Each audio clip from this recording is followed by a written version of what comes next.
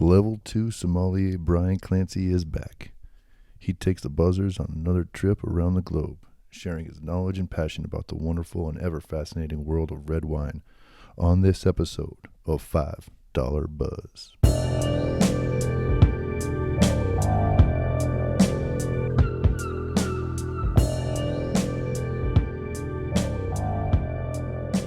Welcome, everyone. Please step inside, lock the door behind you, make sure that towel's properly positioned.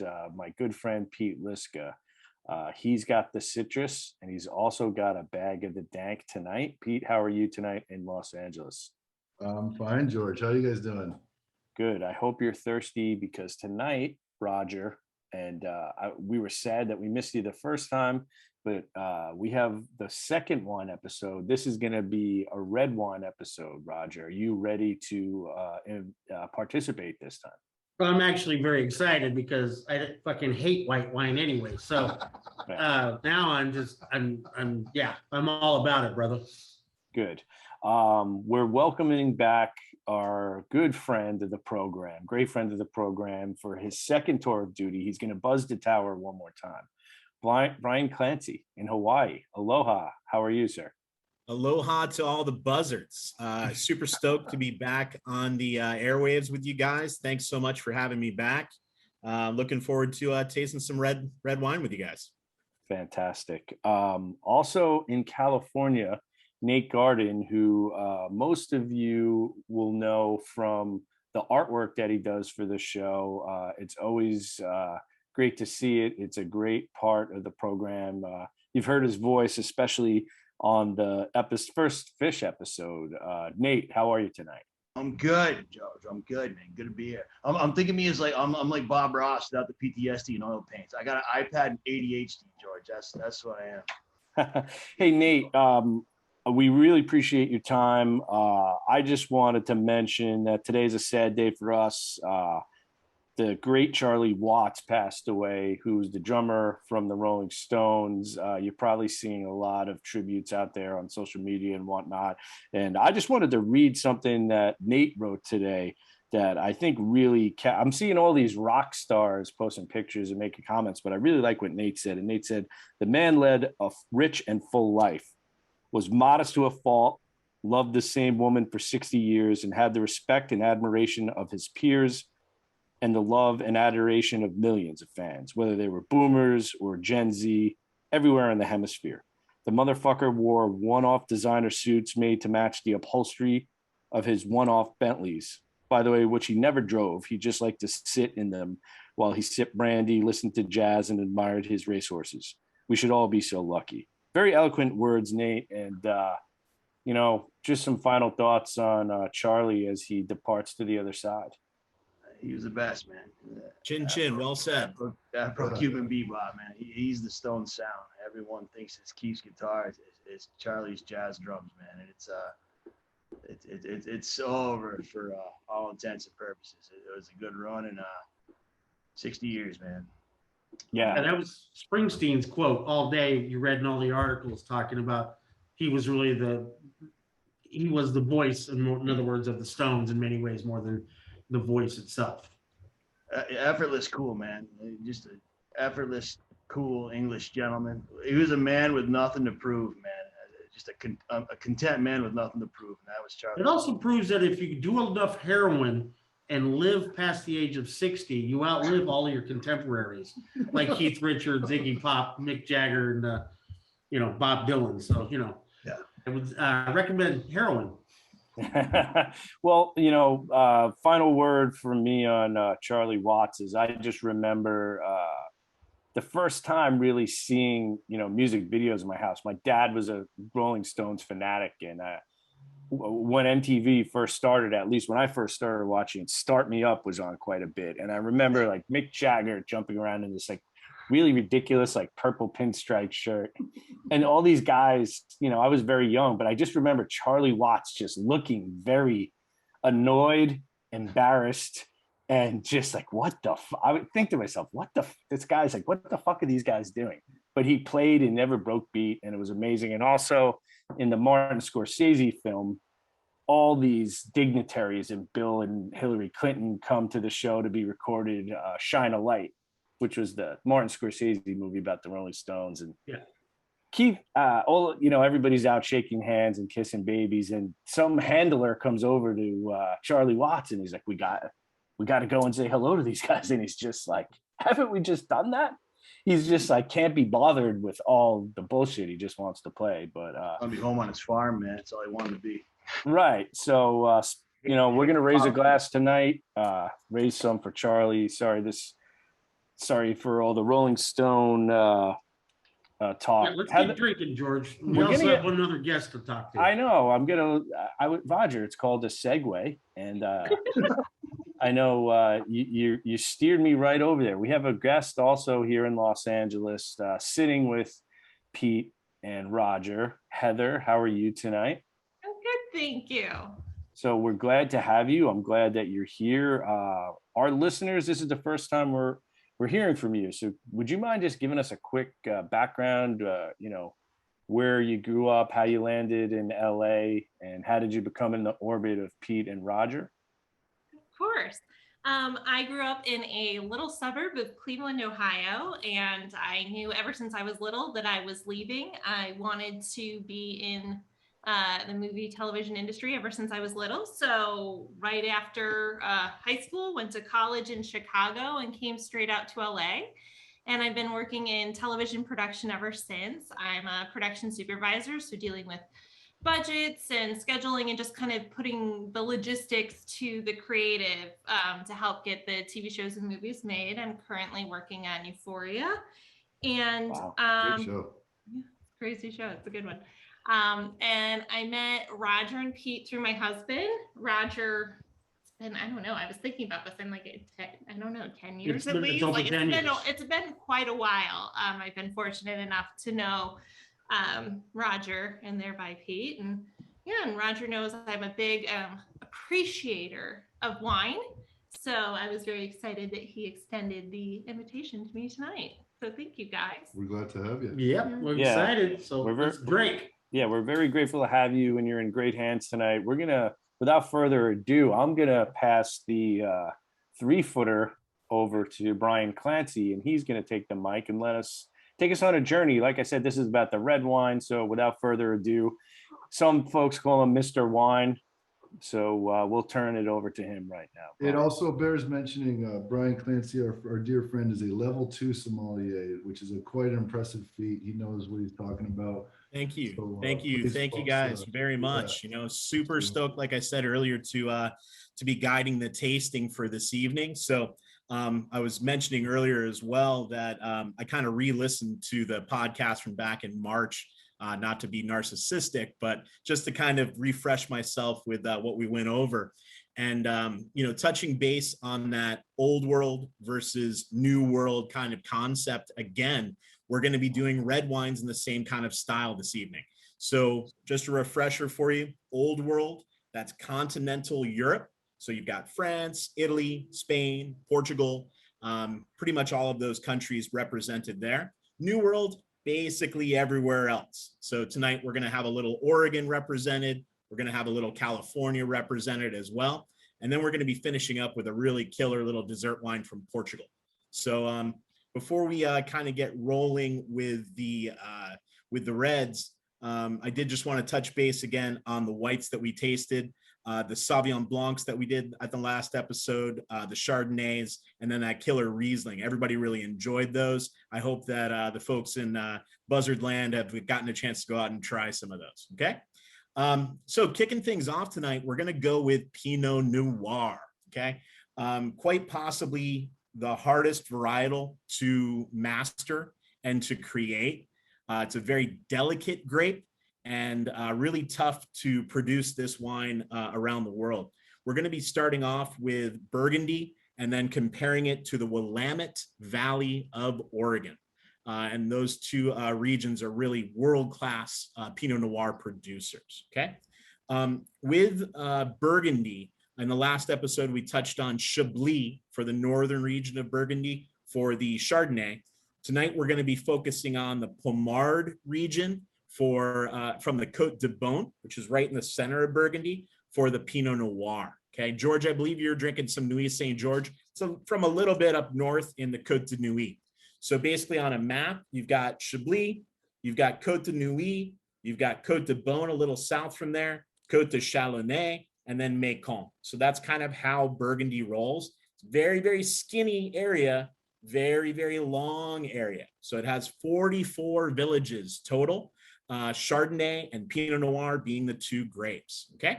So let's go ahead and pour the red Burgundy into our glasses now, if you haven't already, kind of get that breathing a bit. This is what we have over here. Correct. So you're looking at the region of Pommard, okay? And good point, Pete. With this tasting, it's less about the individual bottles and more about the concept of the regions, okay? Let's go ahead and set that out there as well. So we don't really need to dive into the individual producers, more about the spirit of the area and the style of the wines that come from there. It'll make it a lot easier for everybody to be able to go out and get some wines and enjoy them from the regions, yeah? Cool. So you guys are pouring a little Pommard. I have some Pommard in the glass as well. And I want you to go ahead and swirl this around, get a little bit of an aroma for the wine. You're gonna pick up some cranberry notes, a little bit of dried fruit with this, touch of mushrooms and forest floor kind of notes with this as well. But the main thing to remember when we're talking about old world wines versus new world wines, you're always going to smell minerality and earth components with old world first. And then with new world, you're going to get fruit components. That's always that kind of rule. Yeah. Okay. So what do you guys think of this on the nose? Definitely like a cherry and an earth situation going on. For sure. It's got that little bit of fruit, mustiness to it, that yeah, cherry note for sure. Pinot Noir always kind of gives that light kind of body, very fresh kind of style with their wines. Pommard is just a badass region as well, right? So they tend to make a little bit more robust style of Pinot. And that's why I chose Willamette Valley to go against it, because Oregon kind of shows that kind of style as well, right? Nice. So when you're talking about the regions of Burgundy, you look at Pommard, you look at Nuit Saint George, Vin Romanée, Gevrey-Chambertin, they're all village level wines, okay?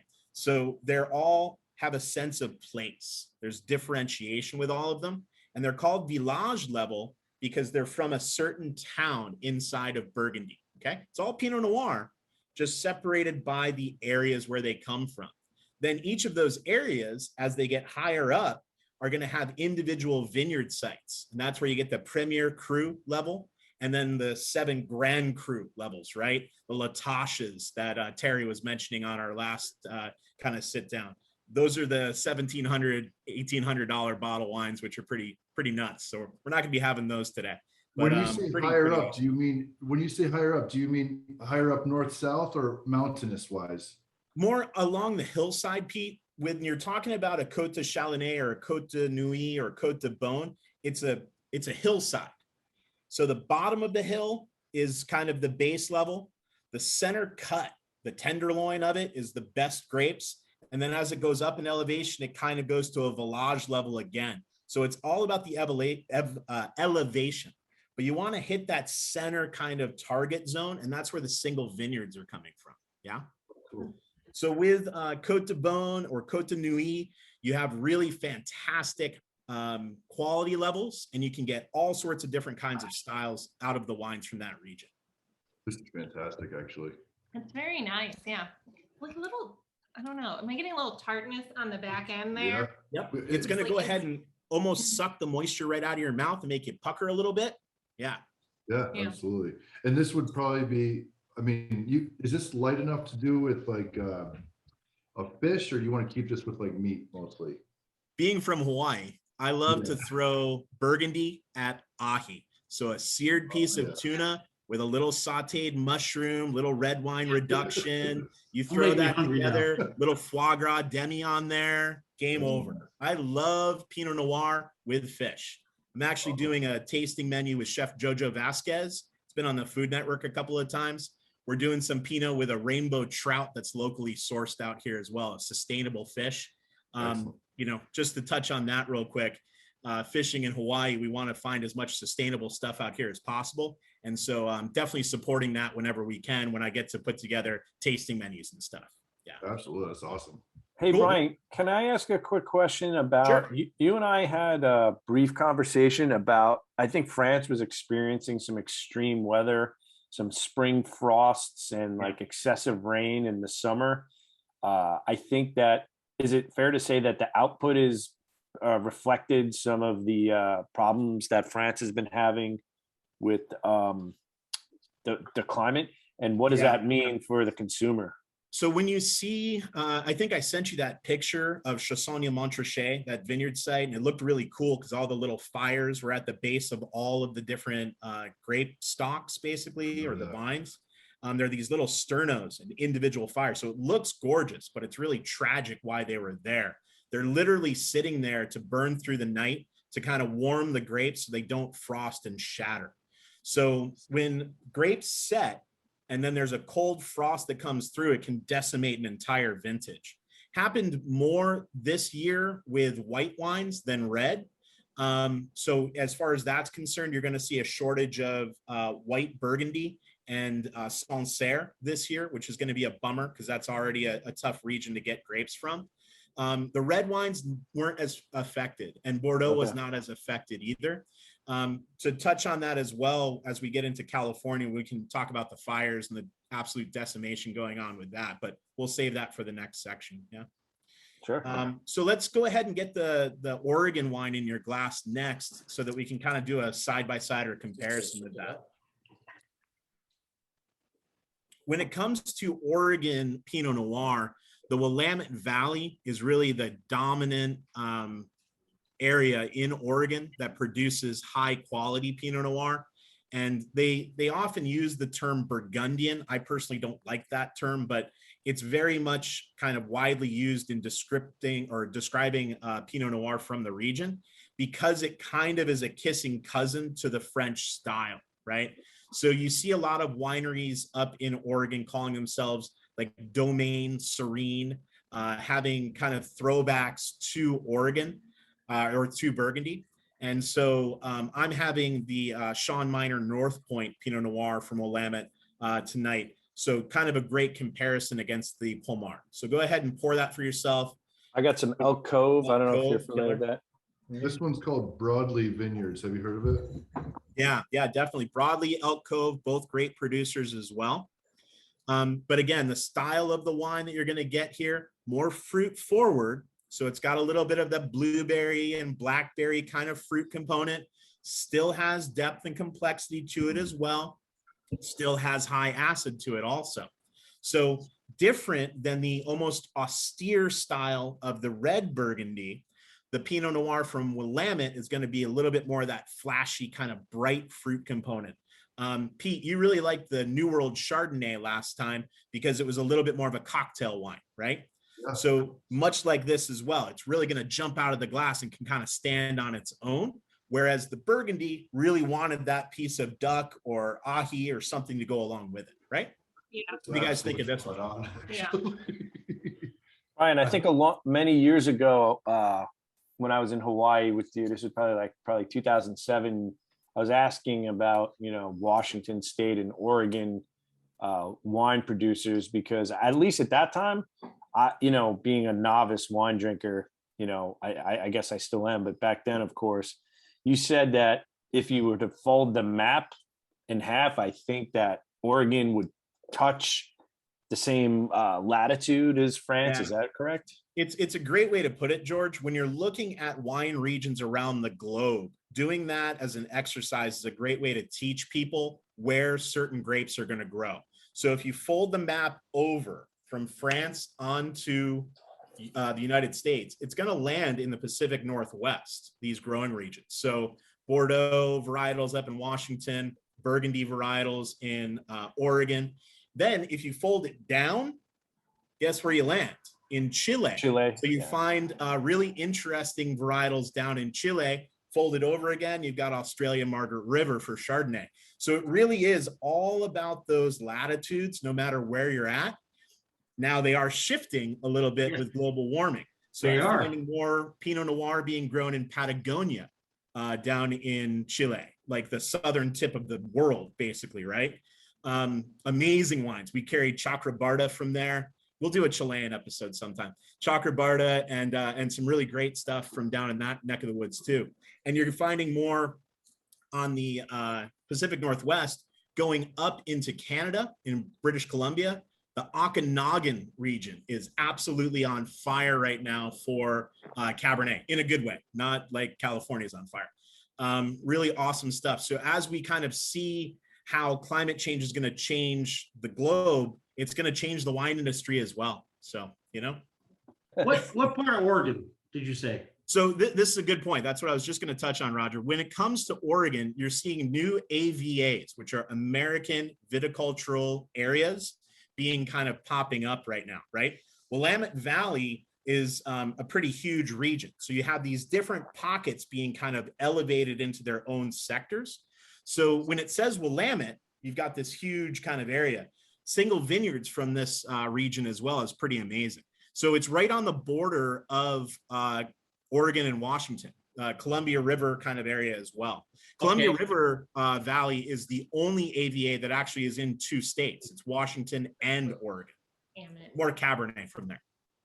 Have you been up there? Oh, I haven't gotten a chance to go to the Pacific Northwest yet, except on my trip to Seattle, but not for wine reasons. So I've spent more time in California. I can't wait to get there. We actually had a trip scheduled for about 18 months ago, and that got pushed. And now we're just kind of waiting for post-COVID to be able to go and check it out. I'm definitely going to be going to South America ASAP as well. I've got a trip lined up for Argentina and Chile. Excellent, man. I mean, would you say Oregon is newer in the Pinot Noir development than California, or has it been around and people didn't know about it as much? Been around and people didn't know about it as much, but quality-wise, really since the vintage that really jumps out to me is the 1998 vintage. There was a wine made by Ken Wright from the Shea Vineyard that absolutely blew my mind. And that was the vintage that really kind of jumped out and put a little bookmark on Oregon, and people started to kind of gravitate towards it. Since that vintage, we've seen a steady increase in quality level, scores, and price, unfortunately, as well. But these guys are making world-class wines in that region for sure. Nothing wrong with Santa Barbara Pinot Noir as well. I just personally think that Oregon's a little bit more my style, let's say. But we don't want to dismiss any areas, right? It's, as you said, it speaks to the geography is more conducive to it as well. Makes a lot more sense. Well, Williamette's closer to Eugene actually than Portland, right? And it's just right up the right through the Cascade Mountains. Eugene is where you would head out from to go to the wine region in Oregon. Yeah. And it's Willamette, like Willamette, damn it. Damn it. Yeah, I got it. Willamette, damn it. I've been through that region many times. Heather, what between the two, because I controversially want to say I like this Oregon one better. What do you think? I do really like the Oregon one a lot. It's funny because my friend and I just 2 weekends ago were in Sonoma in the Russian River Valley. So all we basically had were Pinots, and I was a little worried I'd be Pinot out, but this is lovely. I like this one. The other one I felt like was it was very smooth, and I love a nice, smooth, elegant wine. It was just a little too tart on the back end for me, but I think you were right. It would go well with food. This one is just easy drinking without food, and it's lovely. I've really started to enjoy the Willamette wines. We went to Portland and did one tasting there, and I want to go back in and really explore the valley. Yeah, I mean, I'm selling Domaine Serene out here like it's going out of style, but from down in the neck of woods, you were Russian River. I have Dumal in my book, and just, I mean, those are quintessential, fantastic wines too. So, I mean, again, to each their own on the styles and stuff, but you're right in saying that the old world wines are always going to kind of benefit from having some food with them. Okay. So we can roll into Bordeaux versus Napa next. Hey guys, do you think it's a good place to take a break here, or do you want to keep rolling? Well, We can take a break. We got 5. Well, yeah, we got 3 wines on the back end, 2 wines in the front and the intro. So fuck yeah. Hey, we have a quick favor to ask. We want to get the word out, and the way to help is for you to subscribe to us on either Apple or Spotify. And it would be really huge if you give us a rating and a review. Much love. All right, guys, we're back on $5 Buzz with Brian Clancy, our level 2 sommelier out of Hawaii. Before we continue on our little journey here, I want to give a little shout out to a place called K&L Wines, a guy named Jacques down there, and the one in Hollywood if you're in Los Angeles. Clancy sent me the guidelines for this little tasting, and the guy was very informative, and I'm very excited to try this next one. It's a Margaux Bordeaux. Do I have that right, Brian? Yeah, you do. So just a quick note on K&L. I've been following what K&L Wine Merchants has done since I was back at Mr. Wine. It's been a good 18 years at this point, probably following what they do. K&L Wine Merchants, they're world-class.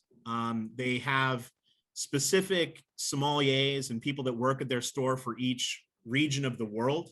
And I actually still go on their website on a weekly basis when we get a new wine released in Hawaii, just to check out what those guys are saying, because they don't just kind of push out what the big rags like Wine Spectator and Wine Advocate are saying. They come up with their own stuff as well. And these guys are passionate about what they do. Pete, you were saying that, the guy took you through Margaux, everything from $7 a bottle to $700 a bottle. Oh, right? Yeah. There's a wine for all times with these guys. So they really are great professionals. And I encourage anybody to go there and check out what they do. With Bordeaux, I want to say as well, a lot of places like that buy things called futures. Okay. So they'll commit to a vintage of a Bordeaux and say, we'll take a pallet. Pallet is usually 56 cases of wine, and they won't get the delivery for like 3 years, but they've been doing that consecutively every vintage. So it's one of those days where that pallet shows up and these guys are like kids in a candy store, and they're like, oh cool, the 18 showed up. Let's go ahead and get people tasting them. Or the 2010 vintage, like you're drinking, Pete, is pretty awesome. Okay. So that's good on K&L. We'll move into the tasting now. Talking about Bordeaux in general, we could spend 5 hours just kind of going over the regions. I'm not going to bore you to death with that stuff. Let's just hit the hallmarks, right? Bordeaux is basically divided into 3 areas. You have the left bank, you have the right bank, and you have the Entre de Mer kind of in between region on the base, right? So it's all geographical. The Gironde River comes down north to south and splits into 2 kind of subsidiaries, the Dordogne and the Garonne. So on the left bank, you have these regions, the Médoc, Pauillac, Saint-Julien, and Margaux, okay? Those are Cabernet-dominated regions. Then on the right bank, you have Saint-Emilion and Pomerol. Those are Merlot-dominated regions. When you're thinking about Bordeaux in general, you're going to be led by 3 grapes: Cabernet Sauvignon, Cabernet Franc, and Merlot. The 2 other grapes are going to be Malbec and Petit Verdot. So those 5 grapes pretty much go into every bottle of Bordeaux, just in different percentages, okay? So the left bank, which we're focusing on today with Margaux, Cabernet dominated, okay? So you're going to find them usually in the 70-ish% range, but has Merlot, Cab Franc, a little bit of Malbec, a little bit of Petit Verdot kicking around in there as well, okay? So that's the reason that I wanted to show Margaux versus Napa. That's because Napa is known for Cabernet, right? So those 2 kind of grapes dancing around each other. So good rule of thumb with Bordeaux, when you're getting it, it should be something that is a little bit regional specific, like Margaux or Pauillac or Saint Estèphe. Once you get to that level, you're looking at a high quality wine, okay? And they can range. Some of them are going to be in that 25-ish range. Some of them are going to get up into the 50s and then upwards from there, right? And they're always going to have that kind of style of grittiness and graveliness on the nose. if you remember back to second grade when you were sharpening a pencil, it's going to have that graphite kind of smell that's going to jump out. That's how you can always tell that you're drinking Bordeaux. It's a hallmark whenever I do a blind tasting. If I smell pencil shavings, I know exactly where I'm at. So go ahead and give this one a swirl, see what you think. Give it a It's a little like blue cheese. It's fucking A, this goddamn. Yeah, it's very bold. So, and, like, I mean, straightforward. quick side note here. The guys in LA over here, Pete went out and got a 2010 vintage. So you got 11 years of bottle age on that bad boy. And 2010 was one of the greatest vintages in the past 50 years in Bordeaux as well. So you really picked a winner there. This motherfucker just, I mean, just smelling it already. Oh, It's man. like an explosion in your fucking nose. Like Yeah. the glass is this far away, like it's not even up to your nose, and you can smell how strong it is. It's Yeah. just Absolutely. Oh my God. What I Yeah. noticed, We're finishing this motherfucker. Yeah, there you go. amazing. but what I noticed is that this, as you do smell it, as you swirl it, and as you smell it, and it goes in, you're actually tasting it in a weird way. You feel it like back in here. I don't know what that's called, but you're feeling like that sensation, or I don't know what that is. Yeah, it's the olfactory kind of zone. It really kind of makes you salivate. It wants that little piece of steak or something to go along with it too. Oh. It's a perfectly Yeah. well-balanced Yeah, wine. fucking steak right now. Yeah. George, what do you think of yours? No, I'm thinking I'm that, throwing down a goddamn ribeye or a yeah, Mhm. I'm thinking about like, you know, filet mignon. Yeah. yeah, Spark Steakhouse, or like somewhere in New York, like the old Homestead, where, you know, Yeah. you're just You just know, kind there's of only neat. one steakhouse in New York, George. Smith and Walensky. I don't know which one. Peter Luger's. Peter Yes, Luger's? thank you. Yeah. Yeah, Luger's is Thank the you, one. George. Yeah. I'm just thinking about the waiter just coming and saying, "Sir, what would you like with your steak? Is that Burmese or?" Chicago was a place called Gene and Giorgetti's. Yeah. That But place, yeah. you've been there, right? I haven't been to Gina and Giorgetti's. Gibson's is the joint for me in Chicago. Oh, Yeah, I went there with That my one's brother. good too. That one's good. Martini's the size of your head. Yeah. But the filet mignon and Gene Giorgetti is about that tall with a slice of butter like that. That just goes down. It's $75, of course. And you know, the waiters all look like they're straight out of Goodfellas. Yeah. Yeah. So Dude, the this- main what is takeaway it? from the Bordeaux conversation I wanted to kind of leave with, don't be afraid of it. People are scared of Bordeaux sometimes. They think that they have to drop this huge amount of money. You don't. $20 in a bottle of Bordeaux, you're going to be stoked. You know, the wines are ethereal. They have a sense of place and terroir behind them. They're blended by master vintners that have been doing it for hundreds and hundreds of years. Their families have owned these places forever, right? Yeah. And the cool thing with having those different grapes, sometimes the Petit Verdot came in really good. Let's add 2% more of that. Sometimes the Cab Franc was dominating that year. Cool. Let's add 5% more of that. Let's take away the Merlot because the year really didn't show Merlot all that great. That's the cool thing about painting with that palette of Bordeaux. Mhm. Every single vintage is going to tell the story of that vintage. And you're going to get great ones that are world-class. You're going to have some off ones too, but they're always going to have a sense of what that experience was, the agriculture for that year in the region. It's really, really important to take that away from Bordeaux and just fall in love with the different regions. You don't have to fall in love with a producer. It's more about where the wine's from. So obviously you guys are Margaux fans from tonight. So Not just that. I mean, I fucking, you know, it's Bordeaux chocolate. Throw that in right now and There you drink go. this wine. Yeah. I'd be in fucking heaven right now. Is that what you do? You have this with some chocolate? Oh yeah, chocolate's great with Hell Bordeaux, yeah. for sure. That Bordeaux chocolate comes from the same region, man. Yep. This is like, I said cherry earlier, but this is like real for some reason. I don't know why cherry is a thing, but this is like Yeah, real yeah. cherry, you know? Yeah. But it's The also depth got a and little bit of earth, but complexity it's of also these- like, It's wow. got earth in it too, man. Yeah, Oh, the earthiness, the again, that forest floor kind of note, the richness. They're really ethereal wines. Absolutely gorgeous. It's funny because the first wine we tried, you know, and I'm no expert, by God means. If we wanted to talk about beer all day, I'm an expert. But if we're talking about wines, I am absolutely the last person to be an expert on wine. I'll just drink anything you put in front of me. But I'll say that from the first wine to this wine has been an increase and an explosion of my senses on all fronts, where this one is sort of like the, piece de la resistance. Yeah. I love it. Well, I'm stoked. We got 2 more to go for you, Raj, and I think you're But going to be. you also just. too. I'm sorry, I'm jabbering on, but you also know, like, if you to wash this down, this would wash your mouth clean of anything. If you were having a sauce, a pasta, whatever, you took a bite, you took a sip of this, it's like an eraser. Really good point too, Pete, because when you're talking about Bordeaux, it's a proper amount of alcohol in Bordeaux too. They range in that 12.5 to 13.5% alcohol for the most part. 14, sure. Yeah. When it goes to Napa, you're going to notice 15, 16, sometimes 17%. And those things are too hedonistic. It gets out of whack. They become unbalanced at times. I don't understand what you're saying. Clancy, I don't know what you mean. When it comes to Bordeaux, though, that controlled kind of alcohol, you can just drink 2 bottles, Raj. It's okay. You don't have to get all in one glass.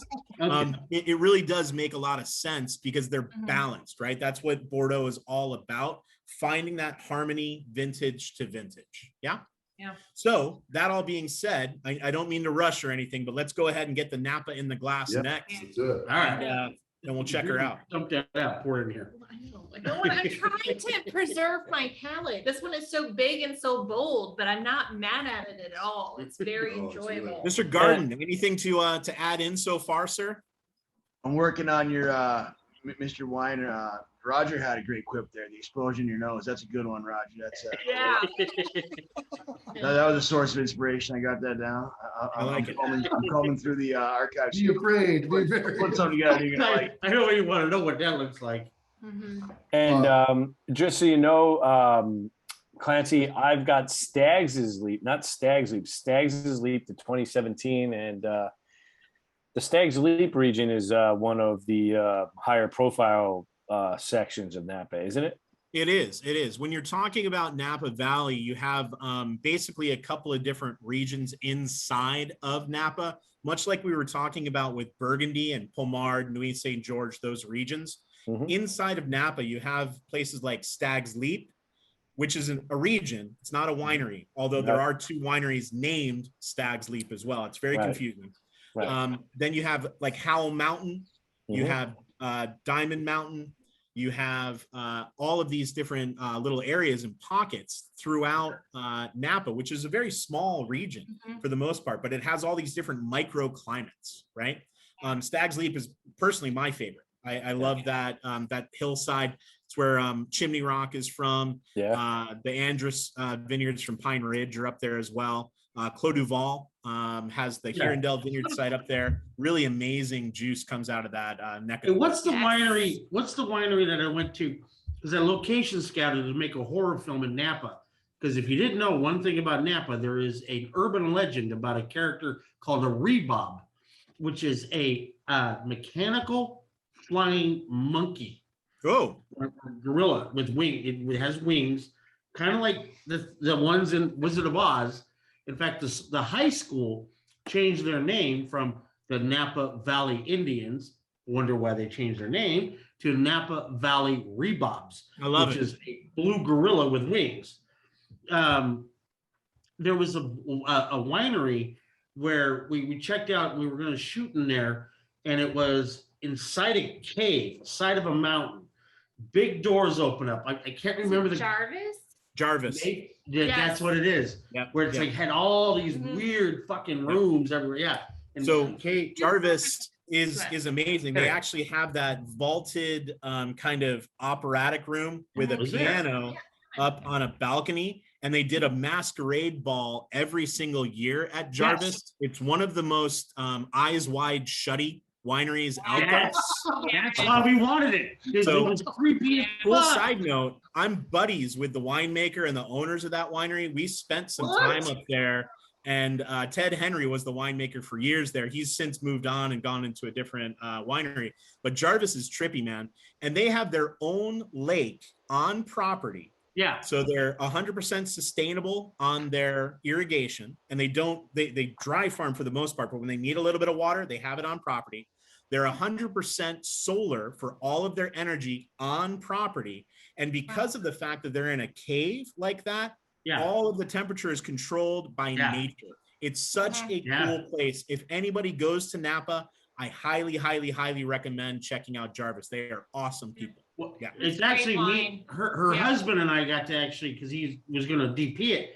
We walked through and we didn't get a tour. We got like a private walkthrough. Yep. And I tell you, it was cool. The place was creepy as fuck. Total eyes wide. Very Phantom of an App, Rob. Nailed it right on the head.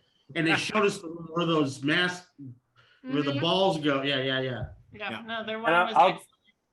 I'll tell you what, if you ever find yourself out, the next time you find yourself in Napa, definitely don't go there without talking to Brian, because Brian, when I went out there for my parents' anniversary, I think it was their 40th anniversary, I said, we're going out to Napa because that's where their honeymoon was in San Francisco, 1974.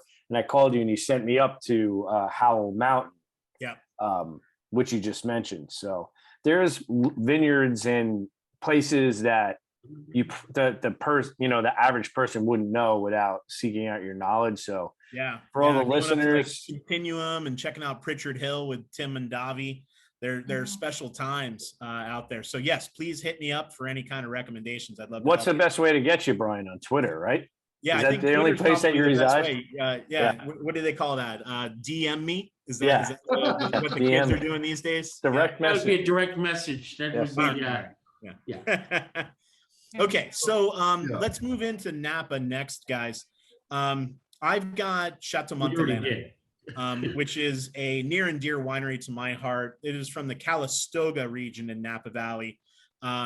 Drinks very much like Bordeaux because it's a little cooler region, a little lower in alcohol. But when it comes to Napa in general, what you're always looking for is that beautiful Cabernet, usually coming from elevation. So from St. Helena up, you're looking for a little bit of elevation. The valley floor stuff tends to be a little bit higher in alcohol. When you get up on the mountainsides in Napa, it really is just absolutely fantastic and gorgeous. And Cabernet is such a beautiful grape in this region. It's the perfect spot for it. The sunshine that the area gets, the length of the growing season, and it's just the perfect spot.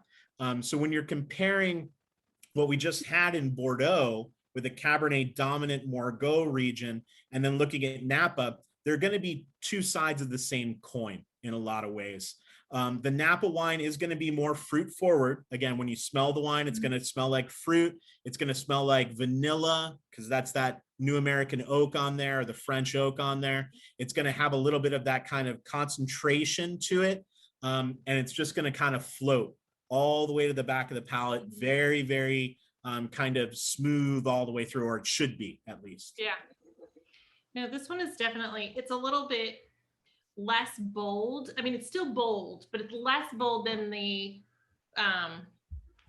Margaux. Yeah, Margaux, thank you. Yeah. But it's like also a little bit sweeter, and I don't know if it's just because it's a younger grape, whereas the other one was much older, but it's still very nice and smooth, but still like bold in its own way, but not like that one was like, I don't want to say in your face because it makes it feel like it was bad, but it was like, it was a good in your face. Does that make sense? It absolutely makes sense. What I think it is like, there's like a metal quality rather than a punk quality. New metal. Well, Heather, you made a good point. You used the word sweeter. What you're actually kind of describing is it's more fruity. It's more fruit forward, and that's that New World aspect versus the Bordeaux, which was really more dominated by that rich kind of aspect. And again, you guys are drinking 2010, so I mean, you're not going to hit it with most Napa wines, but that's that kind of concept, right? And it's good that you're picking that up. Think about the more fruit forward kind of component with it versus that earthiness and the texture that the Bordeaux Yes. gave you, right? Yeah, That's a good way to definitely. The put other it. one was definitely more Wait, earthy. We moved Yeah. on from the 2010. Yeah, Yeah. we're on the next one. Yeah. No, yeah, Staying yeah. versus, yeah. Oh, versus. Versus, yeah. Mm-hmm. But well, I'm one getting thing, fuzzy already. I like that. one thing, Clancy, it seems to me though that is fair to say maybe is that Cabernet is the grape itself is one of those staples or a sturdy grape, if you know, or something that you can actually experiment with in multiple places. Right. I Yeah, mean, it's a great way to really put a it, too. wine's grape. Cabernet Sauvignon is actually a DNA clone of Cabernet Franc and Sauvignon Blanc. So it's not a noble varietal. Noble grapes are the root of what like Dionysus wines were made from. Cabernet Sauvignon is taking that Cab Franc and Sauvignon Blanc, a white grape, and fusing them together, right? So it's very, very sturdy. It has a very thick skin so that it can handle a lot of sun exposure. But it also has a very fleshy kind of style to it as well. And the leaf structure shields itself quite well. So it grows in a lot of different regions. We're looking at Bordeaux and Napa when you could definitely look at it from Chile and Colchagua. You can look at it in Western Australia in the Margaret River. You can look at it in South Africa. Unfreaking believable wines coming from South Africa these days. Yeah. Highly, highly, highly recommend going and checking out South African Cabernet Sauvignon because you're going to get a killer wine at a great price point. So you're right. It's very sturdy wherever it does grow. Yeah. Does Cabernet Sauvignon get a bad rap? No, Ever? I think Cabernet Sauvignon is like the king when it comes to wines. People are very, very comfortable with it. There's a lot of cheap Cabernet though. You got to watch out whenever it comes to a bottle of wine. If it just says California on it, good chance that that wine is mostly coming from Modesto, which is like not a great growing region. So that's where Sons of Anarchy comes from.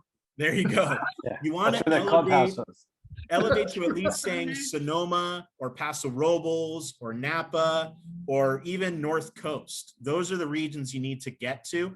Yeah, it's going to cost you $5-10 extra bucks, but it's well worth the money. Stay away from anything that's just California appellated. It's usually a lower class of wine. So maybe that's what you're talking about, Pete. Interesting. Yeah. Interesting. Because I mean, is Cabernet Sauvignon prevalent in Italian wine? It's not a huge grape in Italy, but it is an important one. When you look at the region of Bulgari, where Super Tuscans come from, Cabernet Sauvignon kind of dances with Sangiovese there. There's also producers that make 100% Bordeaux varietals in Bulgari, like the Alatria from Brancaia, Cabernet Franc, Cabernet Sauvignon, Merlot. Unbelievable wines. But when I think of Italian wines, Cabernet isn't the first varietal that comes to mind. Sangiovese and Nebbiolo kind of lead the way for me. Yeah. But not to poo-poo it, their Cabernets are great, usually blended very similar to what Bordeaux does, right? Interesting. Yeah. And if you want to go to Lebanese wines, you know, we can talk about Chateau Mouzar. They make some great Cabernet there as well. In Lebanon, really? Yeah. Oh yeah, I sold some today. No kidding. Awesome. Yeah. Well, really killer stuff. As this sits in my glass, it gets better. Yeah. We've got this Judd's Hill. Yep. So with Napa wines, you want to get air on them. You want some of that alcohol to come off in the air a little bit. Let them kind of breathe. I always suggest when you're drinking wines of Bordeaux or Napa, give them 2 hours of being popped. You know, just let them sit on your counter. It's not going to hurt them at all. It's going to do wonders for your appreciation of the wines. Wow. Excellent. All right. So I think that if we can take a straw poll here with the Pinot Noirs, we kind of liked the Willamette Valley a little bit more than the Burgundy today, which, you know, hurts my soul, but that's okay. And with the Cabernets, I think that the Bordeaux kind of won out a little bit tonight. How do we feel about that, guys? Yeah. All I want to do is drink this stuff. Yeah. Can somebody just like manufacture that forever for me? Just put it into a recycling bin, just kind of put it, you know. No, well, I love something you said earlier too, that you know, I don't know if it made it on, but when these guys get their pallets and they've bought the futures on these pallets of Bordeaux, and that they're 3 years out, and they show up and they're like kids in a candy store, opening up and discovering what the product was that they invested in so long ago. To me, that's a fascinating aspect of this business that I really. It's one of those things, Pete. Like as a person that worked in retail before as well. I would buy just pre-sales, which means that I committed to something in January and it wouldn't show up until November when the wine gets released. And that's how I felt as well, just unbagging the Burgundies of that year and being so stoked. They would barely make it onto the shelf before I had sold 3 bottles to the first person that came in. They might have been looking for freaking spritzers. It doesn't matter. You're walking out with this Pinot today, you know, that kind of feeling. It's really exciting. My equivalent to that is when I was working in a movie theater as a teenager, and we got to watch the movies before everybody else did, and it was Full Metal fucking Jacket, and goddamn, I saw a Stanley Kubrick movie before anybody else did. You're damn right. Speaking of Kubrick, again, twice now in this funny you episode. say Kubrick. I am working on a Kubrick parody. Wait, I beat you, George. I got 2 movie references. You ain't got 1 sports reference yet. Nothing. All right, so wrapping it up here. I wanted to understand that I was working on the Kubrick art piece before Roger said that, just for the record. I love it. So wrapping up here, guys, I wanted to touch on a wine that also is vastly overlooked, and people are kind of scared of it sometimes, or it only gets thought about with dessert. I wanted to touch on the Portuguese wines of port for the most part. So if everybody can spare a little room in your glass. With our glasses, is it okay just to use? Oh yeah. When this goes in your glass, Pete, you're going to realize how much it's going to dominate everything that we just tasted. Okay. Let me tell you, my wife and I went to Portugal, and we brought back various bottles of port, and we fell in love with port. I'll be honest with you. We bought this one today. I bought this one today. This 20-year-old. Is it 20? Is that 20-year-old Tawny? Yep. So you have Optima from Wares. Wares is a great producer, 20-year Tawny. That is an average age of 20 years. So it's a Solera system. Some of it might be 15 years. Some of it might be 18 years. A good amount's going to be 20. A good amount of that's probably 25 to 30 years, because with Portugal, they're always going to kind of give you extra. Okay. So when it comes to Taylor Fladgate or Dow's or any of these producers, 20 years will be the absolute low end of the average. So amazing stuff. The important thing to remember when we're talking about port, there's 3 different styles. Okay. You have ruby port, which is your base level. It's a red wine looking glass of wine. Okay. That's your chocolate pairing port. The Tawny that you guys have here, it's going to look like caramel in the glass, and it's been heat struck and oxidized. This is the type of wine that you could literally leave in the back of your car in Lahaina for 4 months at 90 degrees, and it ain't going to change it. The reason that they made it this way was so that the wine could make its journey from old world to new world on the boat back in the day and survive and be drinkable, because it was a hell of a lot better to drink this than it was to drink the water back then. You know, honestly, you know, you could survive. It's just like salted bacon in the old West. Clancy, Taylor Fladgate, I was surprised to learn it was a Portuguese one. It doesn't sound like a Portuguese name.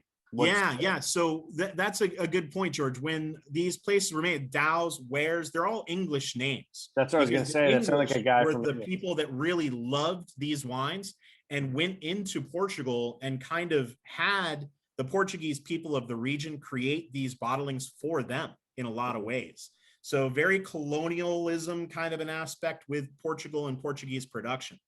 I did want to mention with Taylor Fladgate, which is a brand that I represent. That's what I'm having tonight as well. These wines are 100% hand-picked. There's not one piece of machinery used on their property at all. They're also 100% foot trodden. So old school Lucy, you know, Lucy, I Love Lucy show, stepping on the grapes and literally making the wines this way. There's videos of these guys doing this. It's amazing. If you just go on YouTube, I'll send a link so it can get linked to the show. You can check it out. It's amazing what these people do. So Clancy, you're telling me I'm drinking feet right now? Yeah, come on. The alcohol is going to kill anything like that. But Clancy, Jacques over at K&L told me this Otimo was one of his favorite ports. Is that? Oh, no. I'm not dogging it at all. It's fantastic. When you get to a 20-year level, I'm just familiar with Taylor Fladgate, which is why I'm kind of regaling the tale. Wares, Dow, tons of Fonseca, Croft, all of those producers are doing the exact same thing. I'm sure that this house does it this way as well, because when you look at these vineyard sites of Portugal, they are absolutely up a hillside that you have to belay into. Really? Oh my and kind goodness. of like tie yourself into the hillside in order to pick the grapes. No These shit. people Wow. are absolutely amazing with their production levels. And during COVID, they still were able to produce their wines in this way, which was just amazing, So getting back to the flavor profile of a tawny, like we have in our glasses today. You're going to notice a caramel, burnt sugar kind of note with it. I've had this before. But it also has a marzipan, kind of almondy, nutty background. So it has a secondary kind of flavor profile, which, like I was saying, the ruby ports are for chocolate. The tawny ports are for caramel desserts, for fruit-based tarts and things like that. It loves marshmallow if you want to go the s'mores route. Really just beautiful stuff. Yeah. I want to eat vanilla ice cream right now. Yeah, Vanilla ice cream with some salted caramel. Yeah. I'd only have the ruby ports. I want to pour it on ice cream right now. This is excellent. What'd you say? I'd only had the ruby ports before with the chocolate, like he said, at the wine tastings I've gone to. This is my first tawny port, but it's amazing. Like, I mean, obviously.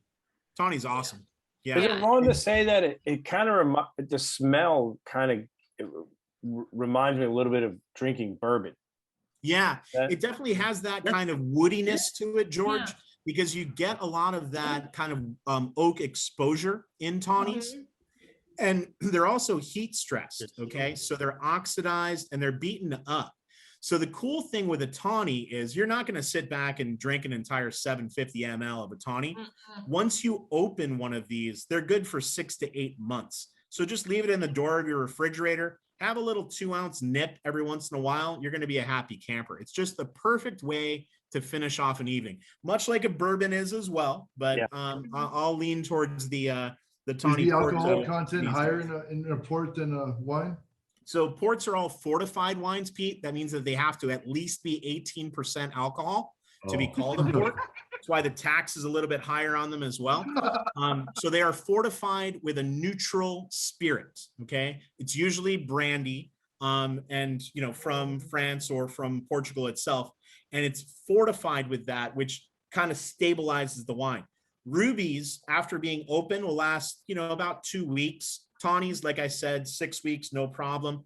Vintage ports, when you get to those really high-end single vintage wines that are 100 points and $500 a bottle, they are actually kind of like a red wine. You got about 2 or 3 days once you crack one of those bad boys open.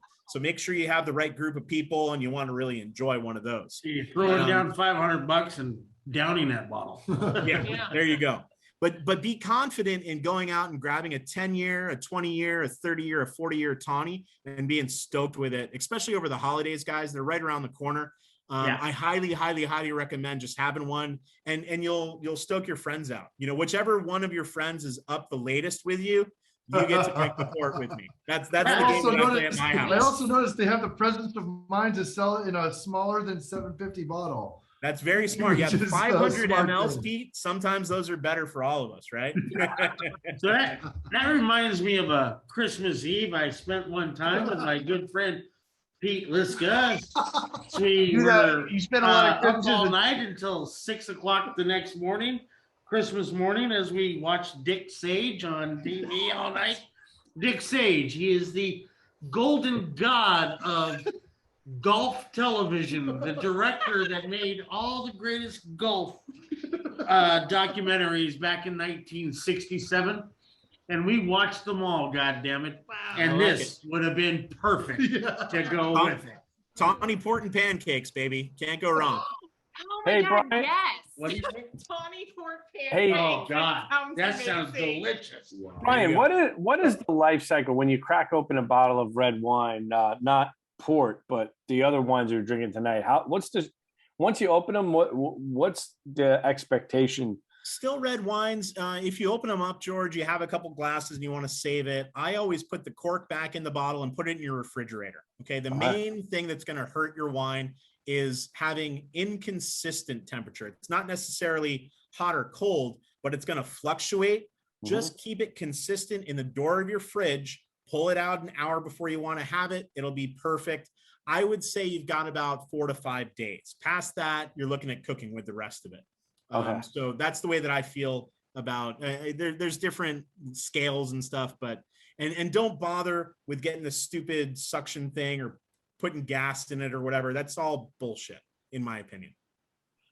Okay. Well, it is, because if I open a bottle of wine, it's going to be gone. That's typically the way it goes at my house too, Roger, unless I have samples that I have to take out for like 3 or 4 days in a row.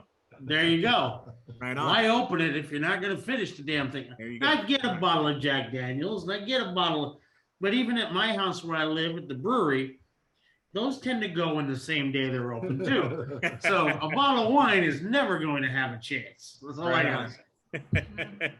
Well, that's pretty much it, guys. A nice little dance through Pinot Noir and Cabernet. A little bit of port to finish things up, and the only thing that I got to say at the end is when's the champagne sesh? We'll get that in before the holidays. Oh shit! It's coming. It's coming. Oh shit! Brian, you are so amazing. Thank you so much. This was amazing. Glad you had a good time, Heather. Right on. Yeah. Dude, honestly, my man, pleasure. really,